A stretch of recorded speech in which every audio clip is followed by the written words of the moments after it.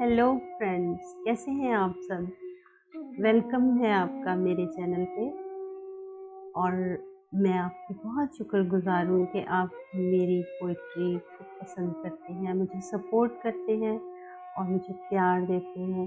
मैं आपकी शुक्रगुजार हूँ इस प्यार के लिए, इस सपोर्ट के लिए और इस एप्रिसिएशन के लिए जो आप मुझे देते हैं।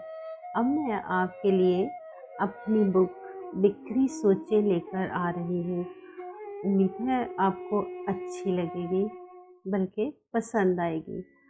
और मुझे इंतज़ार रहेगा आपके इसी प्यार का और एप्रिसिएशन का कि आप मज़ीद मुझे मेरी इस कोशिश सराहेंगे।